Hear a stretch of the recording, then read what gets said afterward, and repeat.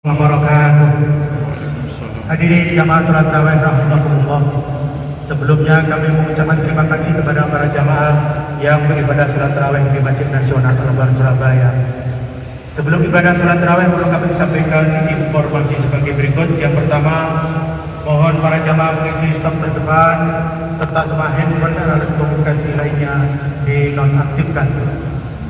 Infak kotak salat tarawih kemarin sebesar Rp3.290.200. Semoga sedekah dan amal para jamaah diterima Allah Subhanahu wa taala. Allahumma amin. Pemasukan donatur takjil dari jamaah sebesar Rp351.066.292. Total pengeluaran takjil buka puasa sampai hari ini sebesar Rp193.700.000. Sedekah paling utama adalah sedekah di bulan suci Ramadan. Salurkan infak takjil buka puasa melalui posko ZIS takjil di pintu timur, utara, dan selatan. Kemudian ikuti donor darah di halaman parkir utara tanggal 18 Februari sampai dengan 7 Maret 2026 kecuali hari Ahad, bonus paket sembako. Kemudian ikuti one day one khotam, dilanjutkan ngaji ngabuburit tiap sore selama Ramadan ba'da salat asar di ruang utama Masjid Al-Akbar Surabaya. Jamaah sekalian yang berbahagia, hari ini Sabtu tanggal 28 Februari 2026 yang bertugas sebagai penceramah tarawih 10 menit malam ini Beliau Al-Karam Bapak Profesor Dr. Haji Sukagiono MM dengan Imam Ustadz Dr. Haji Ahmad Nasir MHI Al-Hafidh. Terima kasih atas perhatiannya. Bila taufiq wal hidayah. Wassalamualaikum warahmatullahi wabarakatuh. Waalaikumsalam warahmatullahi wabarakatuh. Ya, 17 tahun ke bawah. Para jamaah yang berbahagia, saya sampaikan semua data dari hasil cek kesehatan gratis yang dilakukan oleh Kementerian Kesehatan. Data secara nasional pada akhir tahun 2025 sudah 70,2 juta orang yang telah dilakukan pemeriksaan cek kesehatan gratis. Tetapi yang memprihatinkan bagi kita, dari 72 juta itu ada sekitar 27 juta yang mengalami gangguan kesehatan mental. Gangguan kesehatan mental itu yang paling besar adalah depresi, kemudian anxiety atau kecemasan, kemudian juga schizophrenia maupun juga kepribadian bipolar. Nah, berdasarkan data dari Pusat Informasi Kriminal Polri pada tahun 2022 sampai triwulan pertama tahun 2025 telah terjadi 4.141 kasus bunuh diri. Dan data terbaru dari Pusikmas Bareskrim Polri dari tanggal 1 Januari sampai bulan November tahun 2025 terjadi 1.270 kasus bunuh diri. Nah, dari 1.270 kasus bunuh diri yang terjadi pada tahun 2025 itu sebanyak 7,66% atau mungkin kurang lebih 100 orang itu adalah anak-anak di bawah usia 17 tahun. Nah, Bapak Ibu sekalian, para jamaah yang berbahagia, ada beberapa penyebab kenapa anak-anak di bawah usia 17 tahun itu banyak yang melakukan bunuh diri. Juga kenapa orang-orang dewasa juga melakukan bunuh diri. Bukan karena faktor miskin, ekonomi. Yang di Demak itu ada anak usia SMP itu adalah orang tuanya kaya, orang tuanya sangat kaya. Yang pertama adalah faktor keluarga. Faktor kebahagiaan keluarga inilah yang sangat memegang kunci agar kesehatan mental anggota keluarga itu betul-betul terjaga.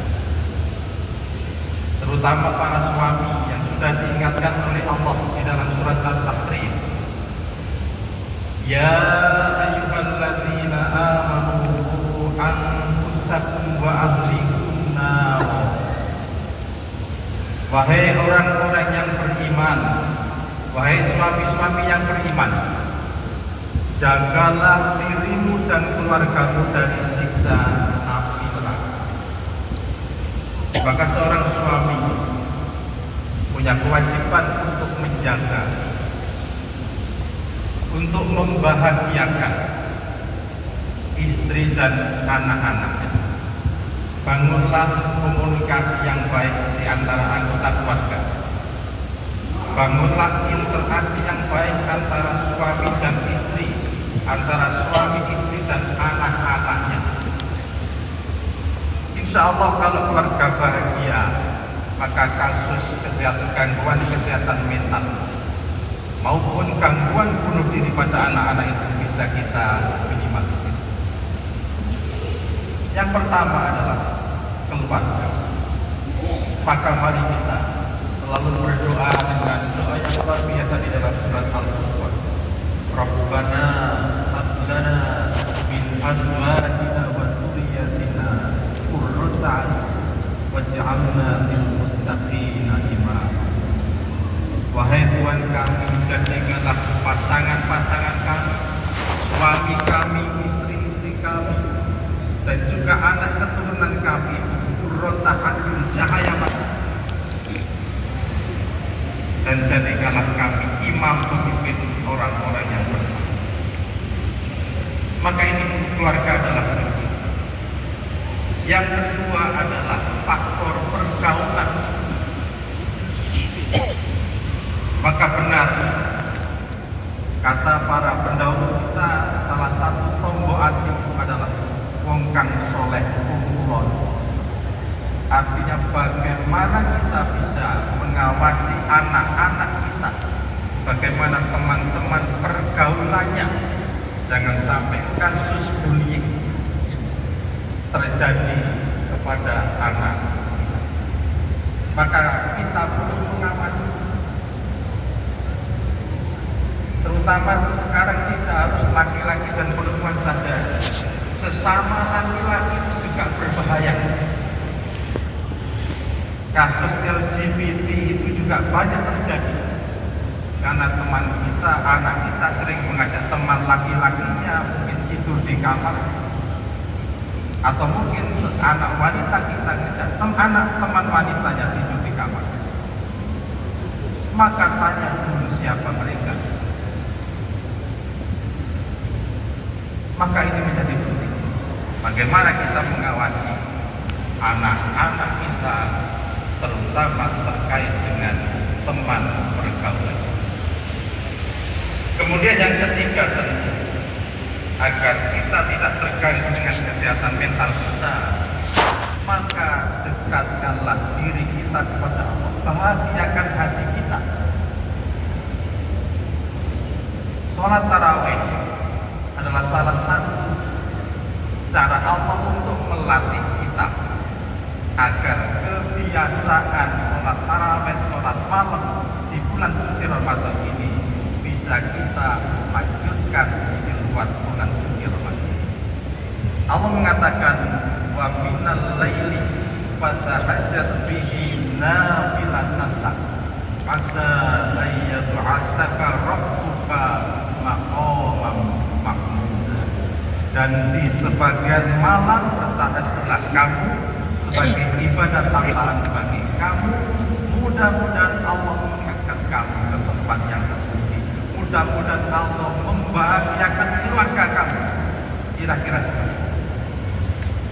Dan dalam sebuah penelitian Profesor Muhammad Soleh pun, bahwasanya orang yang sering tahajud itu punya mekanisme coping, punya mekanisme adaptasi terhadap stres yang luar biasa.